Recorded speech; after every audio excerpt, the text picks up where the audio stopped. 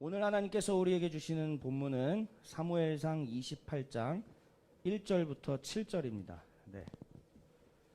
저 지금 유튜브 화면 지금 전 보면서 하고 있는데, 이렇게 이걸 PIP라고 그러나요? 뭐라고 부르죠? 고맙습니다. 잘 되고 있네요. 일단 성경 봉독은 그쪽에서 넘겨주시면 고맙겠습니다. 뒤쪽에서. 그 다음부터 설교 때는 제가 이 리모컨으로 할 테니까 말씀은 그쪽에서 넘겨주시면 고맙겠습니다. 자, 이 시간에 우리 같이 사무엘상 28장 1절부터 7절의 말씀을 같이 저와 여러분이 교독하여 나누도록 하겠습니다. 제가 먼저 1절을 읽겠습니다. 그때에 블레셋 사람들이 이스라엘과 싸우려고 군대를 모집한지라. 아기스가 다윗에게 이르되 너는 밝히 알라. 너와 네 사람들이 나와 함께 나가서 군대에 참가할 것이니라.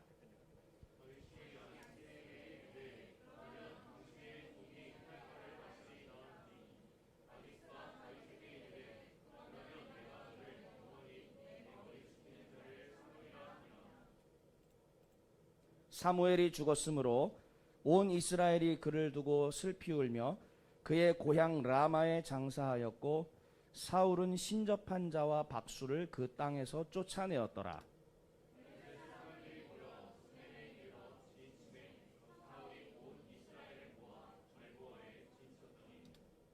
사울이 블레셋 사람들의 군대를 보고 두려워서 그의 마음이 크게 떨린지라.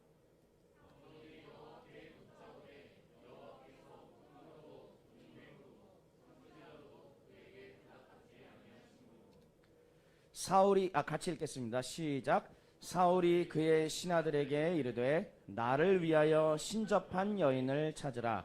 내가 그리로 가서 그에게 물으리라 하니 그의 신하들이 그에게 이르되 보소서 엔돌에 신접한 여인이 있나이다. 아멘. 이것은 무엇이죠? 네. 자, 오늘 제목 한번 같이 소리내서 읽어보겠습니다. 시작.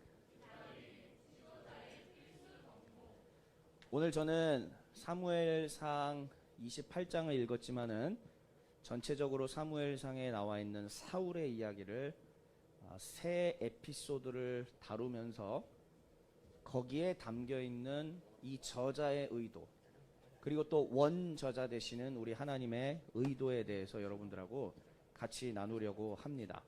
제목을 다시 한번 읽어주시고요. 오늘 이 제목이 모든 것들을 다 포괄하는 내용이기 때문에 읽으면서 마음에 새깁시다. 다시 한 번만요. 시작. 그렇습니다. 기다림은 지도자의 필수 덕목이다 라는 것입니다. 화면이 안 넘어가네요.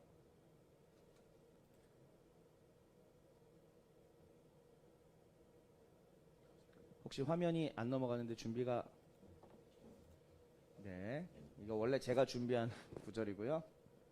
네, 됐습니다. 일단 제가 지금부터 제가 할 테니까. 이제 3주 뒤면은 대통령 선거가 다가옵니다. 진짜 얼마 안 남았죠? 저는 여러분들이 믿으실지 안 믿으실지 모르겠지만은 제가 대선에 관심을 가졌던 나이는 9살 때였습니다. 그때 우리나라에서 이 정치는 크게 권위주의적인 정치가 되고 있었기 때문에 어린 나이였지만은 관심을 갖지 않을 수가 없었어요. 왜냐면은 저 어린 나이에 여러분들이 아실지 모르겠지만 삼김이라고 하는 게 있었습니다. 혹시 들어보셨나요? 우리 오수진 씨는 모르시겠죠, 당연히. 삼김 들어보셨어요? 삼김? 예, 이제 확실히 세대를 알겠습니다. 삼김이라 하면 누구를 가리키느냐? 김영삼, 김대중, 김종필, YS, DJ, JP. 이 세 명의 거물 정치인들은 각각 그 시대를 상징하는 큰 인물들이었는데, 제가 어렸을 때는 TV 뉴스를 보면 어차피 지금처럼 매체도 없고 그저 그냥 공중파 이거밖에 없어요. 뉴스를 보면 언제나 김영삼 총재는, 언제나 김대중 총재는, 언제나 뭐 김종필은, 이런 얘기가 나오기 때문에 어린 나이였지만은 당연히 관심을 가질 수밖에 없었습니다. 어떤 지도자는 권위주의적인 지도자였고, 또 어떤 지도자는 사람 대중들의 마음을 이끄는 지도자였고, 또 어떤 지도자는 철저히 이인자로 평생을 살면서 그렇게 자기 자신의 몸을 낮추고 끝까지 살아남는, 대통령은 비록 하지 못했지만 그래도 끝까지 정치적인 실권을 갖고 살았던 사람도 있었습니다. 3주 남았다 보니까 어느 때보다도 우리가 지도자에 대해서 생각을 많이 하게 되는 그런 때인데요. 성경에는 지금 우리의 이 지도자를 뽑으려고 하는 이때처럼 나라가 세워지면서 처음 초기에 2명의 지도자에 대한 이야기가 등장을 합니다.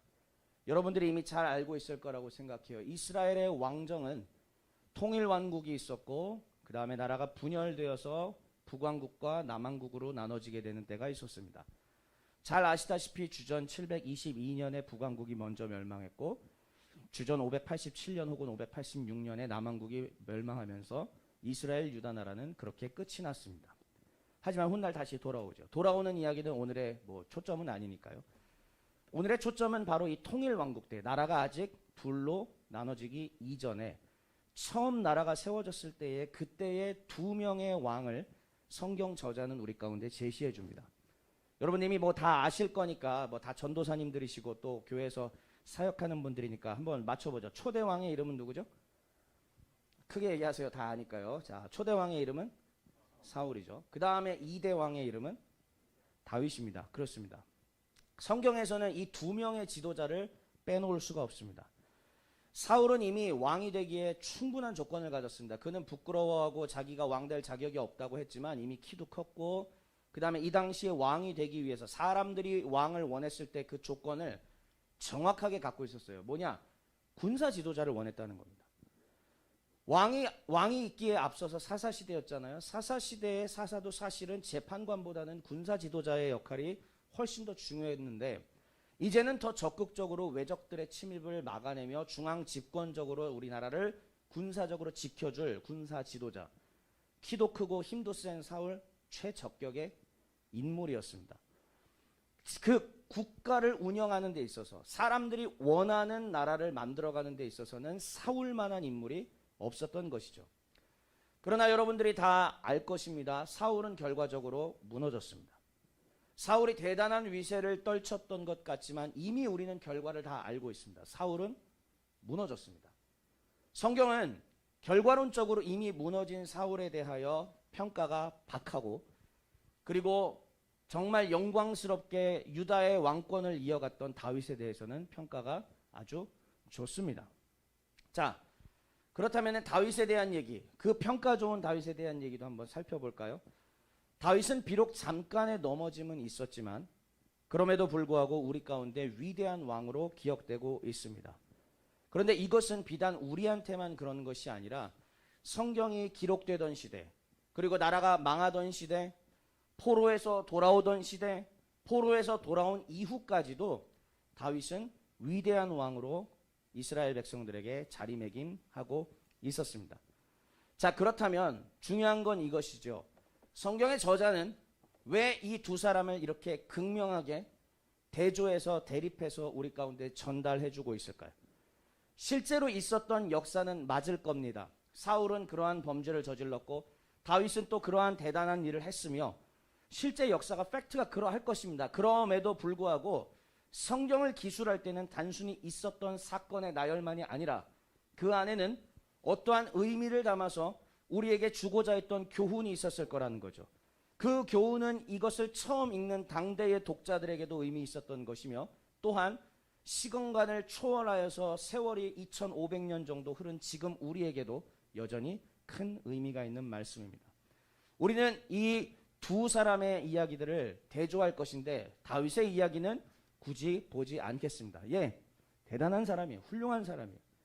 하나님의 나라와 하나님의 왕권을 온전하게 이행해준 주의 마음에 합했던 사람이라고 평가받는 게 바로 다윗이잖아요. 그렇다면 대조를 한다면 그런 평가를 받지 못하고 박한 평가를 받았던 사울에 대한 이야기를 살펴보는 것이 우리에게 훨씬 더 교훈이 될 것이라고 생각을 합니다. 오늘 저는 세 가지 에피소드를 나누려고 합니다. 첫 번째는 무엇이냐면 사무엘상 13장에 기록되어 있는 사울이 제사 규례를 어기는 그 장면. 길게 다 설명하지 않을 겁니다. 짧게 얘기할 거고요. 그 다음 2장 더 넘어가서 사무엘상 15장에 나와 있는 진멸, 다시 말하면 헤렘이라고 그러죠. 헤렘 명령을 온전히 수행하지 못했던 사울의 모습을 잠깐 또 보여드릴 겁니다. 그리고 오늘 우리가 읽은 본문인 사무엘상 28장 엔돌의 신접한 여인을 만나는 이 장면까지 세 개의 에피소드를 여러분들과 함께 나누면서 각 장면들 가운데 공통적으로 흘러가는 어떤 영적인 메시지가 있더라라는 것을 여러분들에게 제시하려고 합니다. 그리고 그것은 뭐냐? 지도자란 어떤 사람이어야 하는가? 여기서의 지도자는 지금 이스라엘의 왕을 말하고 있지만 이것을 우리에게 적용해 본다면 한 교회에서 지금 부서를 맡고 계시는 우리 전도사님, 지도자예요. 또 교회에서 어떠한 팀의 팀장을 맡고 있다, 지도자입니다. 저기도 우리 전도사님이 계시고요. 저기도 전도사님이 계시고 이제 전도사님들이 많네요. 옛날하고는 참 분위기가 막 사뭇 달라졌네요. 상당히 많은 전도사님들이 계신데 각자 다 여러분들은 지도자이고 각자 지도자로서 많은 영혼들을 옳은 대로 인도해야 되는 그 사명이 있죠.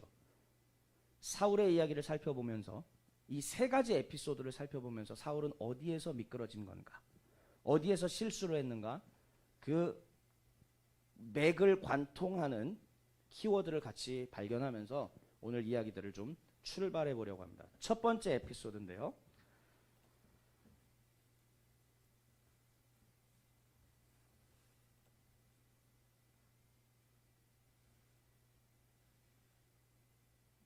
폰트가 설마 다 깨진 건가요, 이거? 그냥 보세요. 네, 좋습니다. 네. 다음부터는 잘 체크하도록 하겠습니다. 자, 이 세 가지입니다. 여러분, 이 세 가지를 하나의 키워드로 제가 마련을 했으니 한번 볼까요? 맨 앞에 다 써 있네요. 뭐라고 써 있죠? 크게 읽어주세요. 시작. 결국 오늘 이야기를 관통하는 키워드는 뭐다? 못 기다림. 기다리지 못했다라는 것입니다. 지도자는 기다려야 되는 존재인데 지도자가 기다리지 못했다. 사울이 어떠한 모습들을 보여주었는지 한번 하나씩 살펴보죠. 이게 지금 되는 건지 안 되는 건지 전 잘 모르겠습니다. 자, 그럼 그냥 제가 말을 할 테니까 넘겨주세요. 자, 이 말씀들을 여러분들 하나하나 같이 한번 보도록 하겠습니다. 제가 먼저 그냥 볼 테니까 제가 주목하라는 부분들만 보고 여러분들이 따라오시면 됩니다. 온 이스라엘이 사울이 블레셋 사람들의 수비대를 친 것과 이스라엘이 블레셋 사람의 미움을 받게 되었다 함을 듣고 그 백성이 길갈로 모여 사울을 따르니라. 자, 한 번에 이해가 안 되겠죠? 쉽게 말씀드리겠습니다. 사울이 블레셋을 쳤어요. 그럼 블레셋은 기분이 나빠요. 그래서 블레셋이 이스라엘을 어떻게 하려고 합니까? 치려고 합니다. 쉽게 얘기합니다. 전쟁 위기란 얘기죠. 지금 뭐 미국, 러시아 막 이런 느낌이잖아요. 지금 전쟁의 전운이 고조되고 있는 그러한 장면인데, 자, 블레셋 사람들이 이스라엘과 싸우려고 모였는데 병거가 몇? 3만, 마병이 몇? 6천. 백성은 얼만큼 많아요? 해변의 모래와 같이 많습니다. 자, 이렇게 많은 큰 군대가 이스라엘을 치러 오니까 자, 사울은 어땠을까요? 유지성 전도사님, 사울은 어땠을 것 같습니까? 쫄려요? 뭐 이 정도 가지고 내가 밀리나? 뭐 이런 마음은 아니었을까요?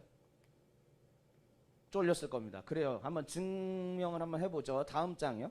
다음 절이요. 자, 이스라엘 사람들이 위급함을 보고 절박하여 굴과 수풀과 바위 틈과 은밀한 곳과 웅덩이에 숨었대요. 쫄리는 게 맞는 것 같아요. 백성들이 다 지금 쫄려오고 있습니다. 자, 어떤 히브리 사람들은 심지어 요단을 건너 갓과 길르앗 땅으로 가되 사울은 아직 길갈에 있고 그를 따른 모든 백성들은 떨더라. 여기가 요단강이에요. 여기가 요단강이면은 요단강 건너면은 길갈이 나와요. 지금 갓과 지금 어디라고 했습니까? 예, 갓과 길르앗은 이쪽입니다. 갓. 그러니까 쬐다는 얘기입니다. 어떤 사람들은 도망갔다는 얘기죠. 사울은 아직 길갈에 있고 그를 따르는 백성들은 지금 어떻게 하고 있습니까? 예, 아니 정확하게 한번 보죠. 그를 따른 모든 백성은 떨고 있습니다. 쫄린다는 얘기가 맞네요. 자, 그러면 그래, 백성들은 쫄 수 있습니다. 자, 왕은 어떨까요? 자, 왕은 어떨지 한번 볼게요. 왕이 지금 어떠한 상황에 지금 코너에 몰렸는지 8절 여러분들이 한번 소리내서 읽어주십시오. 시작.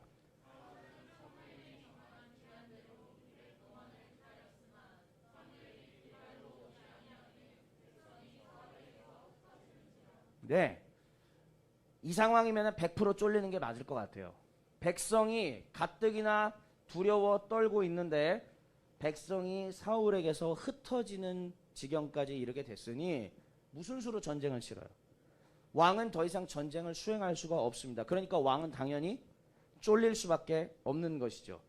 자, 그런데 여기를 봤더니 오늘 성경이 어떻게 우리에게 증언해주고 있냐면 사울이 기다리긴 기다리는데 참 야속해요. 누가 정한 기한대로? 예, 다시요. 읽어주십시오. 누가 정한 기한대로요? 사무엘이 정한 기한대로 며칠을 기다립니까? 1회 7일. 근데 이게 만약 그냥 기다린 거다, 뭐 그냥 자기 멋대로 한 거다, 그러면은 뭐 억울할 수 있어. 그러니까 괜찮아. 근데 이게 아니라 사무엘이 지금 정해준 기한대로 기다렸다는 것이죠. 그러면은 사울은 누가 시킨 대로 한 거예요? 사무엘이 시킨 대로 한 거잖아요. 사무엘이 당시에 어떤 사람입니까?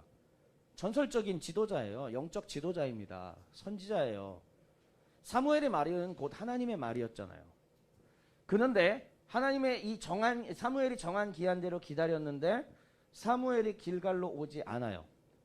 그랬을 때에 백성이 사울에게서 흩어지는지라 왕에게 있어서 이것은 더 이상 자신의 통치권을 행사할 수 없는 최악의 사태입니다.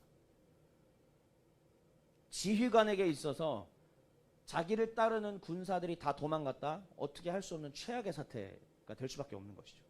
자, 어떻게 할까요? 이제 다음 절이요.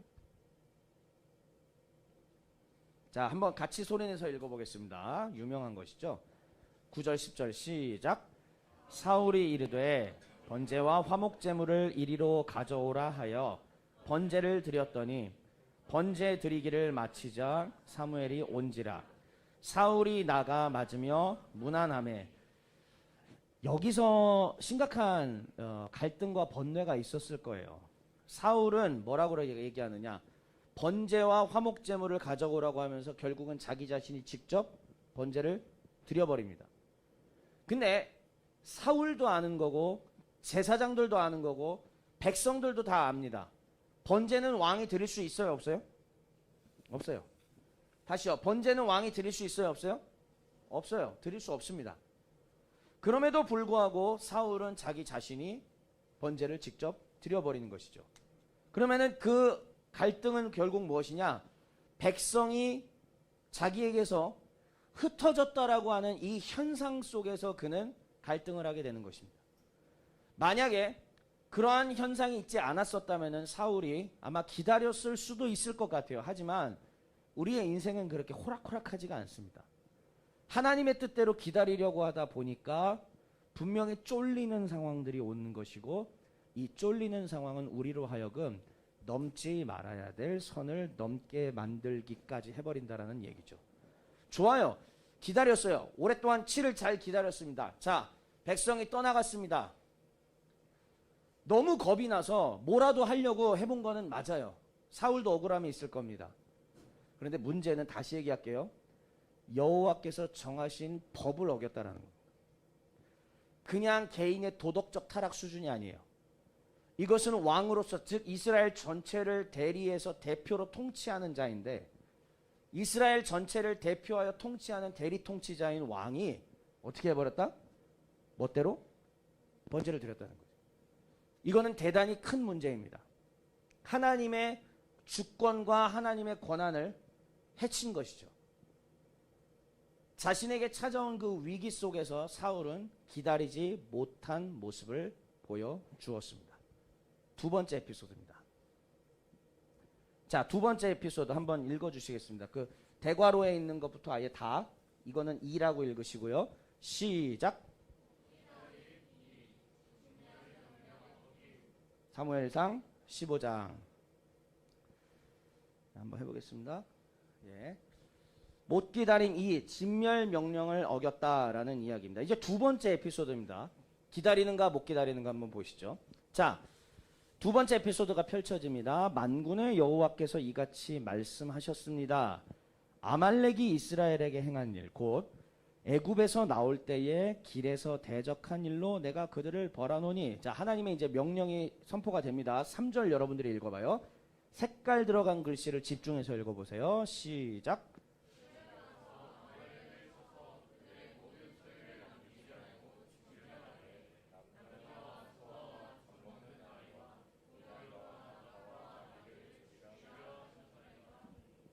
진멸하라는 명령, 그리고 진멸하라는 거를 또 다른 표현으로 하면 죽이라는 명령이죠. 도덕적 평가를 여러분들한테 하라고 뭐 내려달라 뭐 이런 말 하고 싶지는 않습니다. 제가 이 진멸 한 단어만 가지고도 지금 뭐 몇 시간 얘기할 수 있는 거기 때문에 진멸하라는 하나님의 명령이 있었다라는 것만 기억해 주십시오. 다시요. 하나님이 도덕적으로 선한 신이냐 악한 신이냐 이건 여러분들이 나중에 고민하시고요. 우리의 주인 되시는 만군의 여호와께서 지금 뭐라고 얘기하셨습니까? 진멸하라. 다른 말로 죽이라. 근데 여기 대상들을 보세요. 그들의 모든 소유를 남기지 말고라고 되어 있습니다. 다시 말하면 작은 것 하나도 허용이 안 된다는 거죠. 전부 다 어떻게 해라? 진멸하라는 얘기예요. 그 진멸 대상들 한번 보세요. 남녀, 소아, 젖 먹는 아이, 우양, 낙타, 나귀. 전부 다를 말하는 거죠. 즉 사람과 가축, 재산 모든 것들을 말합니다. 여러분 다시 얘기할게요. 많은 분들이 이거를 가지고 옛날부터 저한테 질문을 많이 하고 답변도 많이 해줬지만은 지금은 여호와 신이 도덕적이냐 아니냐 우리의 기준으로 도덕적이고 윤리적인 분이냐 아니냐를 지금 말하는 시간이 아닙니다. 다시 얘기할게요. 이 하나님께서 진멸하라고 하는 명령이 있었다라는 것 이게 지금 중요한 내용이죠. 자, 그랬을 때 이제 사울이 순종을 합니다. 아말렉을 쳤어요. 아말렉 사람의 왕 아각을 사로잡았습니다. 그리고 자 여기까지만 보면은 문제가 없어요. 칼날로 그의 모든 백성을 진멸하였으되. 다시요. 모든이라는 말을 보니까는 다 한 것 같아요. 모든 백성을 진멸하였다라고 얘기했지만 그 다음 문제입니다. 9절 읽어보세요. 시작.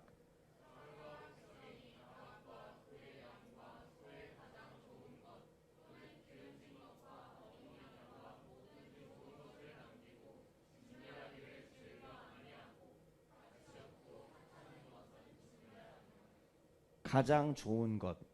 누가 평가했습니까? 네, 다시요.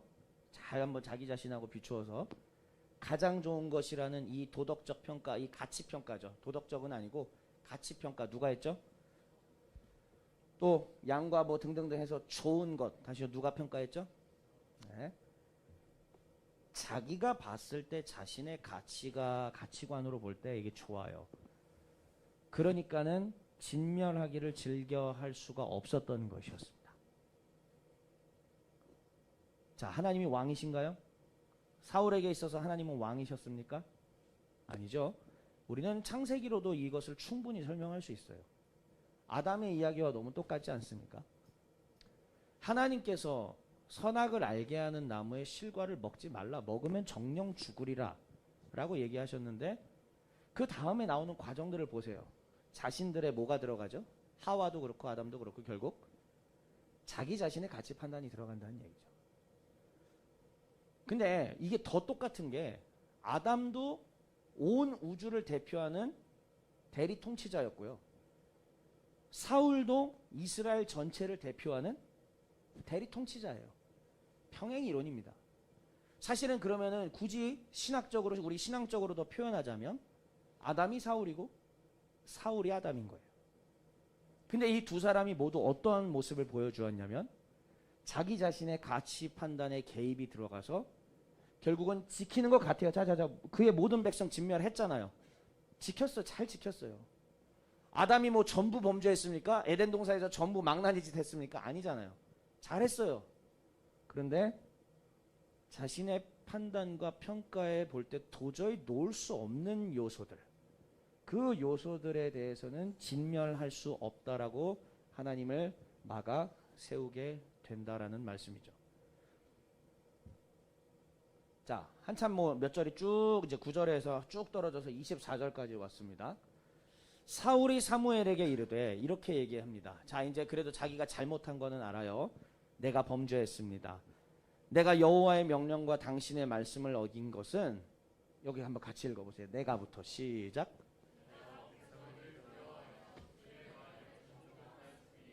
그렇죠. 지금 왕이 청종해야 될 목소리의 대상은 누구일까요? 원래 하나님이죠. 근데 지금 그가 청종한 대상은 누구죠? 백성들이죠. 자, 그러면 또 이제 우리 출애굽기로 가볼까요? 모세가 시내산에 올라가 있을 때 백성들이 막 추궁을 하니까 아론이 어떻게 했습니까? 금송아지 만들었잖아요. 결국은 그 모든 과정 똑같이 평행이론이에요. 이것도 똑같습니다. 그것 사울이 아론이고 아론이 사울인 거죠. 어쩜 이렇게 동일한 패턴을 보여줄까요? 자, 그러면 세월이 수천 년이 흘러서 2022년 현재 우리는 다를까요? 목회자인 우리들은 다를까요? 교회 리더로 활동하고 있는 여러분들은 다를까요? 네, 그렇지 않다고 생각합니다. 그렇기 때문에 우리는 늘 하나님 앞에서 계속 끊임없이 우리를 비추어 봐야 됩니다. 어떤 사람이 마지막까지 승리하는 삶을 살다가 주님께로 가느냐? 쉼없이 자기를 계속 돌아보는 사람. 아니, 우리 동양 철학에서도 수신 제가면은 치국 평천하라고 얘기를 하는데, 결국 수신이 제일 중요한데 자신의 몸을 닦는 게 먼저인데, 우리 자신도 하나님 앞에서 우리 자신을 닦지를 않아요. 우리는 하나님 앞에서 닦지를 않으니까 나라를 다스리는데 천하를 평화롭게 할 수가 없다는 얘기죠. 사울 보세요. 하나님 앞에서 지금 자기 자신을 돌아보지 못하고 결국은 백성들이 해주는 오염된 이야기들, 저들의 가치 판단에 대한 이야기에 귀 기울였을 때 어떤 일이 벌어지는가. 그렇다고 무조건 백성들의 얘기는 듣지 말아라 이런 얘기는 아닙니다. 이러면 또 우리 부서 전도사님들은 오해하시죠. 선생님들의 이야기를 듣지 말자, 우리 어린이들의 이야기를 듣지 말자, 내가 짱이다. 그게 잘못된 거란 얘기입니다. 다 같이 이야기 듣고 해야지만 가장 중요한 건 그들의 입을 통해서도 하나님께서 우리에게 징계를 주실 수도 있고, 어린아이의 입을 통해서도 하나님은 우리에게 찌르실 수도 있다는 것을 믿으시기를 바랍니다. 더 나아가서 성경 말씀에는 성경 말씀이 나를 인도해주는 빛이 되고 등불이 된다는 사실을 항상 생각하고 말씀을 읽고 묵상하고 자신에게 적용하는 일에 게을리해서는 안 됩니다. 하나님의 계시의 빛은 잠시 비치고 안 비치고가 없어요. 제가 증명할게요. 24시간 비춰요. 어떻게? 성경 말씀을 통해. 성경은 지금도 앞에 있잖아요. 내가 여기에 보지 않는 이상은 나는 이 계시의 빛으로 들어가지 않는 것이죠. 그런데 내가 이것을 보고 읽고 묵상하고 생각하고 고민하고 성경 말씀 가지고 하나님과 대화를 시작한다면, 시도한다면 하나님의 계시의 말씀에 24시간 비추는 그 말씀 가운데 내가 들어갈 수 있다는 이야기입니다. 여러분들의 신앙은 지금 현재 어떻게 설정이 되어 계신가요? 우리가 여러 가지 신앙 패턴들이 있죠. 기도를 좋아하는 사람이 있고 찬양을 좋아하는 사람이 있고 성경 공부를 좋아하는 사람이 있습니다. 자, 다 좋고 다 훌륭합니다. 그러나 균형을 이루되 그 근간이 되는 것은 역시 하나님의 말씀이어야 합니다. 주님께서 어떻게 이야기하셨는가를 듣고 적용하지 않는다면 넘어질 수밖에 없다는 말씀이죠. 사울은 이 두 번째 에피소드를 통해서 하나님의 말씀을 기다리지 못하고 백성들의 목소리를 청종한 못 기다림 두 번째를 보여주었습니다. 자, 그렇다면 이제 마지막 에피소드예요. 세 번째. 자, 못 기다림 세 번째입니다. 여기부터 여러분들이 읽어주시죠. 시작. 좋습니다. 다른 영을 찾았다. 한번 볼까요? 그때의 블레셋 사람들이 이스라엘과 싸우려고 군대를 모집합니다. 계속 블레셋과의 전투예요. 사울의 일생은 블레셋과의 대결입니다. 자, 블레셋 사람이 이스라엘하고 싸우려고 군대를 모집했습니다. 또 재미있는 상황이죠. 그때 블레셋에 있는 아기스 왕이 있었고 또 아기스 왕 이 휘하에 다윗이 잠시 가서 살고 있었죠. 왜냐하면 다윗은 이제 도망자 신세였으니까. 그때 아기스 왕이 이렇게 얘기합니다. 너는 밝히 알라. 너와 네 사람들이 나와 함께 나가서 군대에 참가할 것이니라. 네가 아무리 이스라엘 사람이지만 지금 내 밑에 있으니까 전쟁 나가야 된다 이 말이죠. 오케이. 자, 이건 뭐 중요한 게 아니니까 오케이 알았습니다 하고 넘어가요. 자, 이제 사무엘이 죽었습니다. 온 이스라엘이 그를 두고 슬피 울며 그의 고향 라마에 장사하였고, 사울은 아주 박수 받을 만한 바람직한 일을 잘 한 것 같아요. 자, 요게 한번 사울 한번 여러분들 읽어주실까요? 시작.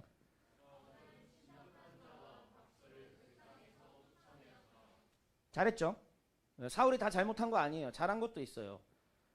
사무엘이 죽은 다음에 슬퍼하며 장사까지 하고 결국은 신접한 자와 박수, 즉 헛된 이방신들을 섬기는 이런 이방신을 섬기는 걸 더 넘어서는 어떤 무속적인 것들을 싹 다 정리해냈습니다. 잘했어요. 박수 받아야 돼요. 자, 그런데 또다시 위기는 찾아옵니다. 4절 블레셋 사람들이 모여 수넴의 진을 치매 사울이 온 이스라엘을 모아 길보아의 진을 쳤더니 또 전쟁입니다. 자, 또 전쟁이에요. 사울이 블레셋 사람들의 군대를 보고 뭐 해서? 두려웠습니다. 아까도 결국은 못 기다리고 백성들의 목소리를 청종했었죠. 그 다음에 자기의 가치 판단이 들어갔었죠. 백성들이 떠나가니까 쫄아서 겁나서 또 멋대로 해버린 것도 있었죠. 결국은 지도자의 마음속에 지도자를 흔들고 지도자가 하나님의 뜻에 따르지 못하게 하는 가장 중요한 요소 중에 하나는 무엇이냐? 이 두려움이라고 생각합니다. 우리가 리더가 돼서 우리가 지도자가 돼서 교회에서 많은 사람들을 이끌고 많은 사람들을 옳은 대로 인도하고자 하지만 여전히 우리 안에는 두려움이 있습니다. 왜요? 나는 별거 아니니까. 나는 능력이 없으니까. 내가 해봤자 무슨 일이 일어나. 아무 일도 일어나지 않겠지. 나는 배움도 짧고 난 영성도 아닌 별로 없는 것 같고 난 기도도 잘 못하고 나는 출신 성분도 좋지 못하고 나는 뭐 하나 잘하는 특별한 특출난 재주도 없는 것 같고 그런데 실제로 여러분들 뭐 특출난 재주가 없어 보이지만 다 하나씩 있어요. 어디서 쓰임받는 요소들은 있다고. 그럼에도 불구하고 우리는 자꾸 우리 자신을 깎아내리면서 어디로 함몰되게 되냐면 결국 두려움 가운데 나아가야 합니다. 백성들이 사울의 귀에다가 막 귓전에 때리죠. 이런저런 소리들을. 결국은 그것은 우리의 사역의 현장에서 교회 현장에서 우리한테 들려오는 우리를 깎아내리는 우리에 대한 원망의 목소리 이런 것들이 우리의 귀에 자주 들리는데 그것과 같다고 생각을 합니다. 나는 열심히 하는데 나는 잘하려고 막 하는데 항상 나를 비난하는 목소리들 항상 나를 깎아내리는 목소리들 왜 이거밖에 못해 왜 아무개 전도사는 왜 저 모양이야 왜 아무개 자매는 아무개 형제는 이 모양밖에 못해 이런 얘기들이 끊임없이 들려옵니다. 주님을 위해서 뭔가 해보려고 했지만 계속적으로 우리에게 찾아오는 이 시련과 고통으로 말미암아 어느 순간 다시요? 두려움. 이 두려움이 우리를 지배하기 시작하는 순간 정상적인 판단을 할 수가 없습니다. 정상적인 영적 판단을 할 수가 없고 정상적으로 하나님 앞에서 말씀을 듣고 앞으로 전진해 나아갈 수가 없다는 것이죠. 두려움은 끊임없이 우리 자신을 땅바닥으로 가라앉게 만듭니다. 이것이 하나님 기뻐하시는 것 같아요? 아닌 것 같아요? 아니죠? 아닌 게 맞아요. 아니에요. 이것은 하나님께서 기뻐하시는 일이 분명히 아님에도 불구하고 왜 이렇게 우리는 두려워하느냐? 이게 마귀가 기가 막히게 우리의 약점들을 알기 때문입니다. 마귀는 지금도 우는 사자와 같이 입을 벌리고 지도자들을 꺾으려고 엄청나게 노력을 합니다. 지난 3년 동안 제가 교회 사역을 하면서 여러분들 아시다시피 그래요. 많은 성과를 이뤄냈습니다. 사실 정말 놀라운 변화들이 많이 있었고 좋은 모양으로 나름 성공적 모델을 써나가고 있습니다. 기분 좋아요. 그런데 지난 3년 동안 그리고 이 3년이 지나서 지금 잘 되고 있는데도 불구하고 불과 또 지난주에 또 불과 그 전주에 아무 일도 없었을 것 같아요. 저한테도 사람들이 다 박수 쳐주고 막 이렇게 할 것 같아요? 아니요. 또 씹는 소리가 들려옵니다. 또 긁어대는 소리가 들려옵니다. 자, 그렇게 되면 제가 어떻게 해야 하는 것 같아요? 그 전주까지는 그냥 하나님을 위해서 또 앞으로 무소의 뿔처럼 내가 앞으로 달려가리라라고 마음을 먹었지만 그 다음 주에 긁는 소리가 또 들립니다. 그러면 나는 어떻게 해야 되느냐? 또다시 두려움 가운데 함몰되게 되고 하나님 앞에 괴로워하면서 무릎을 꿇게 되죠. 다행인 거는 저는 하나님 앞에 무릎 꿇었다는 것입니다. 여러분 앞에서 지금 이 말씀을 나누고 있는 저조차도 여러분들은 제가 그래도 이 단체를 이끌고 있는 사람이고 또한 하나님의 말씀을 여러분들에게 나누는 사람이기 때문에 저 목사님은 다르겠지 목사님은 어떻게 잘 해내겠지 이렇게 생각할지 모를지언정 아니요 그렇지 않습니다. 저를 긁어대는 소리를 듣게 될 때마다 한없이 무너지게 되고, 저는 옳다고 생각하면서 힘을 실어서 열심으로 나아가고 있지만 비난하는 그 목소리에 또다시 넘어지게 됩니다. 사랑하는 형제자매 여러분들, 여러분들은 안 그러세요? 여러분들의 삶 가운데 그런 게 없습니까? 있습니까? 있을 거예요. 누구도 거기에 피해갈 수 없습니다. 아니요, 없는 자들이 있지. 죄송합니다. 아직 어린 겁니다. 아직 지도자가 아닌 거예요. 정말 지도자의 자리에 선다면은 제일 먼저 선봉 자리에 서서 화살을 맞게 돼요. 영화 같은 데 보면은 결국은 최고의 무사들은 맨 앞에 서서 싸우죠. 맨 앞에 서서 싸운다. 제일 먼저 활 맞는다는 얘기고, 제일 먼저 창 맞는 거고, 제일 먼저 돌 맞는 거고, 제일 먼저 칼 맞는 자리예요. 근데 왜 제일 앞에 서는지 아십니까? 가장 강한 자이기 때문이에요. 가장 하나님을 사랑하는 자이기 때문이죠. 가장 하나님을 사랑하고 하나님의 말씀에 사로잡힌 사람이기 때문에 하나님이 앞에 세워주시는 겁니다. 하지만 그만큼 저항이 너무 거세요. 엄청난 저항을 받게 되면서 우리는 두려움 가운데 떨어지게 됩니다. 그날 전투가 끝나서 밤이 되었습니다. 밤이 되어서 우리의 상처를 한번 봅니다. 우리 유지성 전도사님이 예를 들어서 맨 앞에서 저 큰 덩치로 으악 하고 하루 동안 전투를 치렀어요. 돌아보니까는 내 몸에 칼 맞은 상처도 있고, 여기는 화살이 박혀 있고, 목도 조금만 더 깊이 들어왔었으면 목 잘릴 뻔했는데 막 이렇게 있고. 자, 그렇게 해서 어떻게 연고도 바르고 위생병이 와서 나를 고쳐줍니다. 했어요. 하지만 다음날 전투에 나갑니다. 또다시 힘있게 으아 하면서 나갈 수 있을 것 같아요? 아니요. 이 칼 목 직전까지 들어온 게 기억이 나거든요. 여기 박혔던 화살이 기억이 나거든요. 우리는 두려움 가운데 사로잡히게 됩니다. 결국 올바른 판단을 하지 못하게 되는 지경까지 갈 수 있습니다. 누가 이거를 원하냐? 흑암의 권세가 이걸 원해요. 저는 지난 3년 동안 코로나로 인해서 우리가 아무것도 할 수 없는 이 기간 동안 끊임없는 이 영적 싸움들을 싸웠습니다.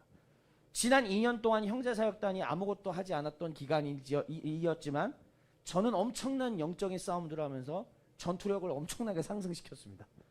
무수히 많은 전투를 치러내면서 전투력이 그냥 막 으악 하고 올라왔어요. 몇 차 승급까지 했는지 모릅니다. 계속 랩업. 근데 이 랩업이 자랑할 게 아니에요. 더 센 게 와요. 통과됐다고 생각하면 더 센 게 옵니다. 통과됐다고 생각하면 또 센 게 와요. 이제 우리 홍성원 전도사님도 한번 사역해봐요.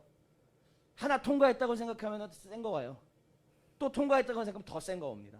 이제 좀 살만하겠거니 그러면은 배가 뒤에 있는 백진성만큼 무거운 마귀가 달려들어가지고, 예, 그래요. 너무 무거워요. 백진성만한 막 마귀가 달려서 이렇게 덮친단 말이에요. 자, 다시 돌아올게요. 우리는 지금 세 번째 에피소드를 살피고 있습니다. 첫 번째 사울 못 기다려서 문제 생겼죠. 두 번째도 결국 백성의 목소리에 청종, 하나님 목소리를 못 기다린 겁니다. 자, 이제 두려움 가운데 사로잡힌 사울이 죽기 직전이에요. 사울은 이제 28장, 29장, 30장 되면서 죽어요. 사울이 죽기 직전에 어떠한 모습들을 보여주었는가? 사울이 여호와께 묻자오되, 자, 이제 우리 안에는 야속합니다. 아까는 7일을 기다렸어요. 근데 그때까지 사무엘이 안 와요. 야속해요. 자, 근데 여기서도 결국 보여줍니다. 여호와께 묻자오되 여호와께서 꿈으로도 답이 없어. 우림하고 둠밈은 솔직히 정확하게 뭔지 모르겠습니다. 뭐 yes or no 해가지고 하나님이 맞다 그러면 여기서 막 이렇게 보석이 떨렸는지 빛이 나는지 나 아무것도 모르겠어요. 어쨌든 우림과 둠밈이 있습니다. 우림으로도 말씀을 안 하시고 선지자를 통하여서도 말씀을 안 해요. 그럴 수밖에 없죠. 누가 이미 죽었죠? 사무엘이 죽었잖아요. 의지할 데가 없어요. 더 이상 의지할 데가 없습니다. 그래서 이건 좀 번외의 이야기인데, 많은 목사님들이 꼭 기도해 주시는 기도 은사자들이 좀 붙어 있거든요. 근데 그분들이 이제 나이가 보통 많다 보니까 돌아가시면은 그때부터 목사님들이 삐리리해지는 경우들이 좀 덜어 있다. 그냥 뭐 전설처럼 야사로 들려오는 이야기들이에요. 자, 선지자로도 대답을 하나님께서 아니하십니다. 이게 중요한 거죠. 대답을 아니하시는 건지 하나님이 지켜보시는 건지 여러분 생각해 보시길 바랍니다. 그에게 어쨌든 대답하지 않았다고 지금 성경은 우리에게 증언해 주고 있어요. 자, 사울이 그의 신하들에게 이르되, 이 노란 글씨는 여러분들이 읽어주시겠습니다. 시작.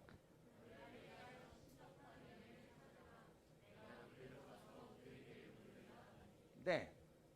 못 기다리니까 이제는 어느 지경까지 갔느냐? 신접한 여인을 찾으라. 근데 우리 여러분 아까 말씀 기억하지 않습니까? 여기 한번 앞으로 제가 넘겨볼까요? 사무엘이 죽고 난 다음에 그때는 또 이렇게 영적 버프를 받았지. 그때만 그래도 우리 가장 존경하는 지도자가 돌아가셨는데 이때만큼은 거룩해질 수 있잖아요.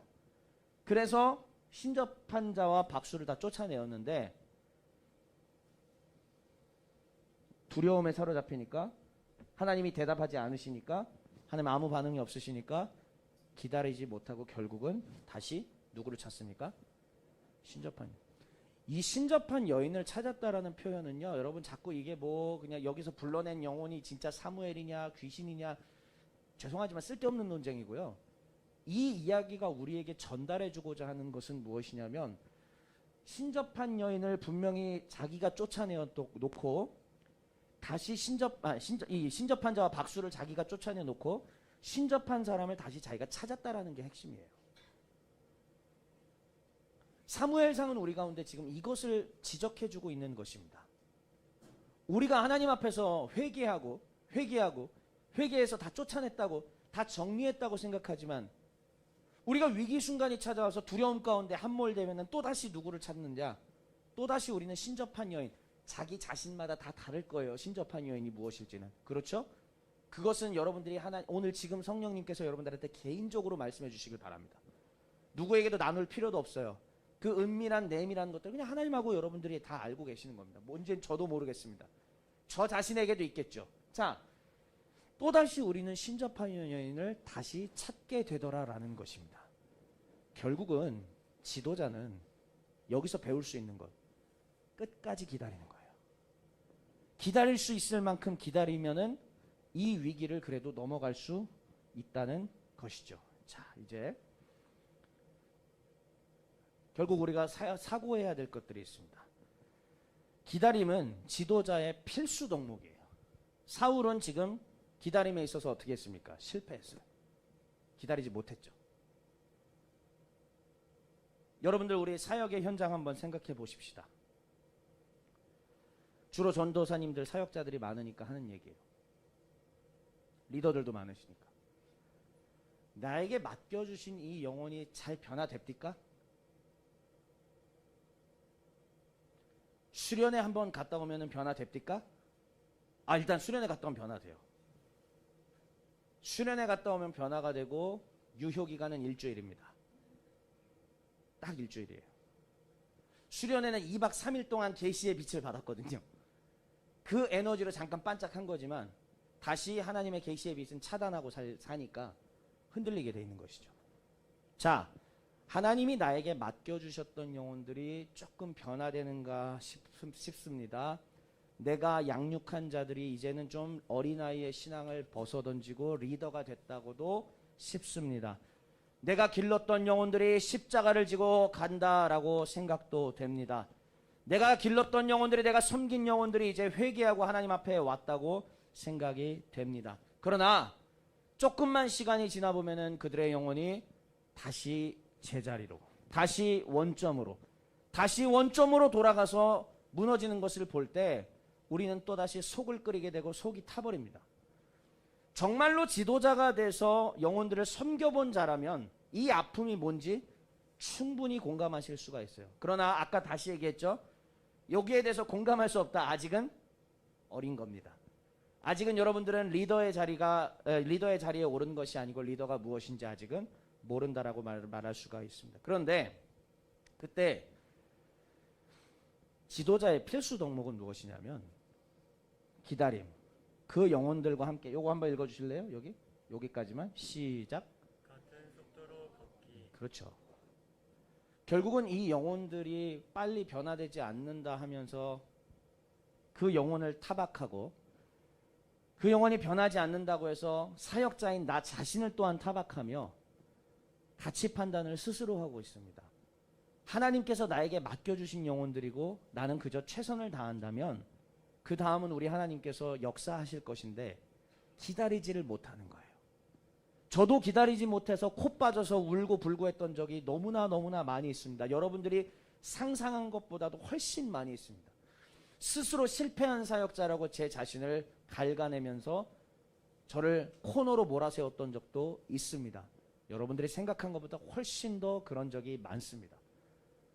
하지만 하나님께서는 그것이 옳지 않다라는 것을 보여주셨고, 또한 지도자에게 꼭 필요한 것은 무엇이냐면 결국 기다림. 주님께서 말씀하실 때까지 기다리고 주님께서 하라고 하실 때까지 기다리며, 또한 맡겨주신 그 영혼이 하나님께로 올라갈 때까지 기다려주는 것. 여기까지 이룰 수 있어야 참된 지도자라는 것을 우리 하나님께서 말씀하시는 것입니다. 그런데 이 기다림은 또다시 생각해야 될 것이 있습니다.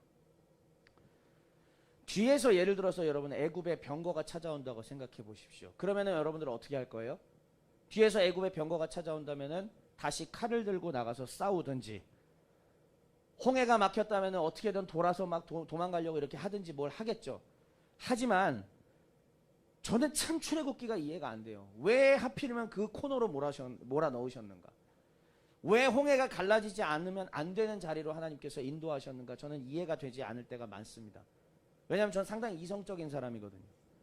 그런데 하나님은 기어이 홍해 가운데 몰아 넣으셔서 하나님의 방법대로 할 수 있도록, 하나님의 방법으로 역사하도록 하나님께서 몰아가시는 거죠. 우리는 그때까지 기다리는 겁니다. 이게 진짜 어려운 거예요. 형제사역단에서 저와 함께 사역을 하셨던 많은 분들이 저 때문에 답답해하는 경우가 참 많습니다. 왜냐하면 자기 자신들이 판단했을 때는 이게 옳고 이게 훨씬 더 합리적이고 이게 맞는 거라고 생각하시죠. 그렇기 때문에 이걸 건의하고 저걸 건의하고 이렇게 하지 않으면 또 승질내고 온갖 것들을 다 했습니다. 하지만 여러분들 오랫동안 저와 사역해 보신 분들은 알겠지만 제가 움직이기라도 합니까? 안 움직여요. 조영진 전사님 오랜만에 오셨는데, 우리 오랜만에 만나는데 나랑 워낙 그런 거 많잖아요. 사람들이 막 이렇게 얘기하고 저렇게 얘기해도 제가 움직입니까? 대답하세요 빨리. 아, 게을러서요? 안 움직여요. 왜 안 움직이느냐? 하나님께서 명령하실 때까지 저는 기다리는 겁니다. 이런 방법 저런 방법, 물론 인간이 할 수 있는 방법들을 우리 다 써야죠. 예, 맞아요. 하지만 불편함이 있습니다. 이게 정말 성경적 가치에 맞는지 아닌지 아주 예리하고 예민하게 들여다보거든요. 이분들이 건의해주는 이 내용들이 정말 하나님의 가치에 맞는 것인지 아닌지 아주 예민하게 계속 저 자신을 들여다보게 되는데, 그때 하나님께서 항상 대답을 즉시 주시면 막 하겠는데, 아까 사울처럼 7일을 기다려도 답이 없고, 백성들이 다 떠나가는 상황인데도 답이 없고, 뭘 해도 답이 없습니다. 그럴 때 저는 어떻게 하느냐? 그냥 가만히 있습니다. 이게 제가 윗 어른들한테 배운 신앙이고요. 그 신앙을 배워서 저도 지금 그렇게 가고 있는 겁니다. 남들이 봤을 때는 이게 가장 미련한 방법으로 보입니다. 이해 안 되는 방법으로 보입니다. 이렇게 했을 때는 안 된다라고 생각하지만 우리 하나님께서는 그게 가장 옳은 방법이라고 말씀하시는 것이죠. 지도자에게 있어서는 기다림이 그만큼 중요합니다. 누구의 기다림? 하나님께서 명령하실 때까지, 구름 기둥이 뜰 때까지, 불 기둥이 뜰 때까지, 하나님의 명령대로 가라고 하실 때까지 기다리는 거예요. 사실 이게 진짜 어려운 신앙입니다. 우리의 신앙생활에 있어서 병 고치고 귀신 떠나가는 거, 뭐 일어날 수도 있어요. 집회에 참석했을 때 쓰러지는 거 경험할 수 있어요. 하지만 그것으로 인하여서 대단하다, 놀랍다, 하나님의 성령이 운행하신다, 역사하신다, 박수 칠 수 있어요. 하지만 진짜 깊은 신앙은 아무 말씀이 없을 때 나도 끝까지 기다리는 거.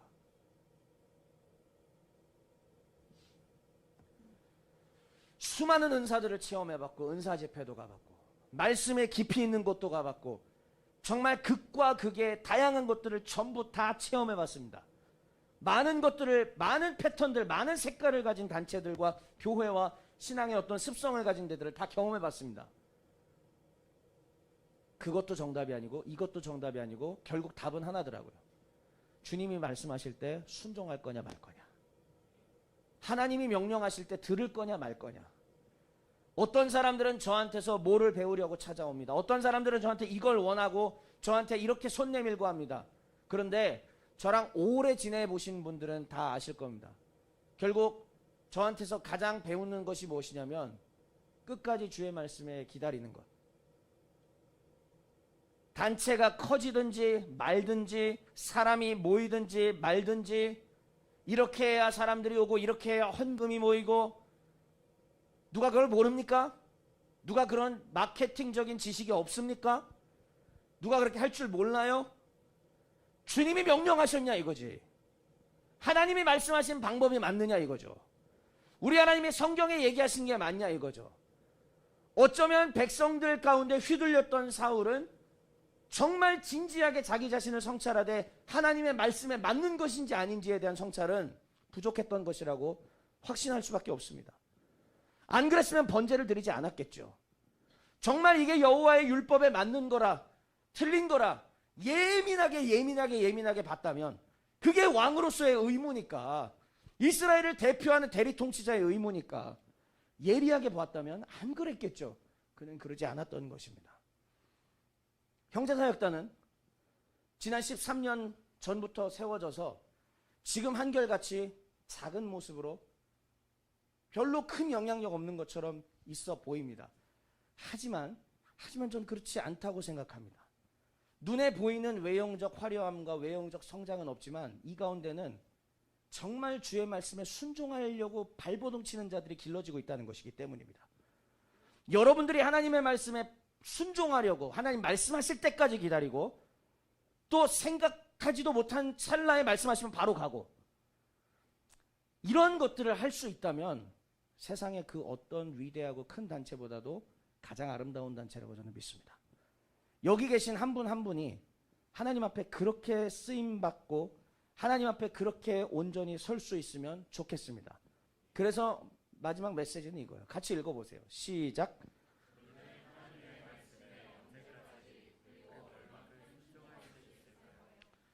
지난 13년 동안 많은 일꾼을 기르고 싶었습니다. 정말 위대한 일꾼들 기르고 싶었습니다. 또 수많은 선교사들을 배출하고 싶었습니다. 또 2019년에 우리가 10주년을 하면서 총신대 이 동아리 선교 동아리를 등록하면서 꿈에 부풀었었습니다. 아, 이렇게 되면 이제 대학 동아리 잘 막 이렇게 돼서 사람들 모이고 커지고 많은 학생들이 와서 하나님께 붙들림 받아서 곳곳으로 퍼져서 와 이렇게 되겠지. 어쩌면 그 심리 속에 우리의 심리 속에 제 마음 속에는 바벨탑을 쌓아서 우리의 이름을 하늘 끝에까지 닿자라고 하는 마음이 조금은 있었을지도 모르겠습니다. 안 그러려고 노력을 하였지만 그 순간에 조금이라도 씨앗 같은 그 마음이 제 속에 심겨 있었을지도 모르겠습니다. 그러나 우리가 그렇게 10주년을 치르고 동아리를 세웠지만 문제는 곧바로 코로나가 터졌다는 것이죠. 코로나는 전 세계 각자 사람들마다 각 집단들마다 다 다른 의미일 거예요. 하나님께서는 또한 그렇게 사용하시죠. 전 세계를 다 덮쳤으니까 분명 통일된 전 세계적 재앙이지만 그 재앙을 받아들이는 공동체들마다 받아들이는 메시지는 다 다를 거죠. 그렇다면 우리 형제사역단한테는 무엇인가? 또다시 하나님 앞에 기다리는, 또다시 주님 말씀하실 때까지 기다리는 그러한 기다림의 훈련들을 우리 가운데 주신 것은 아닌가 생각을 해보게 됩니다. 이제 마무리 정리하겠습니다. 2년 만에 드디어 우리가 오랜만에 이 모임을 부활시켰습니다. 이렇게 했는데 여러분들이 이 자리 가운데 와주신 것만으로도 전 기적이라 생각하고요. 2년 전에 활발하게 했던 분들이 많이 안 보입니다. 또 뉴페이스들로 또 바뀌어 있습니다. 예, 늘 이런 곳이에요. 하나님의 때에 맡기는 거죠. 그 시간대에 그 공간에 부르시는 자들이 오는 것이고 여기를 막 가득 채우려고 막 발버둥 칠 이유는 전혀 없습니다. 하나님이 때에 맞게 우리에게 보내주시고 함께 주의 말씀에 순종하는 것들을 나눈다면 그것으로 그만이라는 것이죠. 이게 바로 지도자가 가져야 될 필수 덕목입니다. 기다림은 정말 리더로서 예수 제자로서 이 땅에 살아가려고 하는 모든 사람들이 가져야 될 필수 덕목입니다.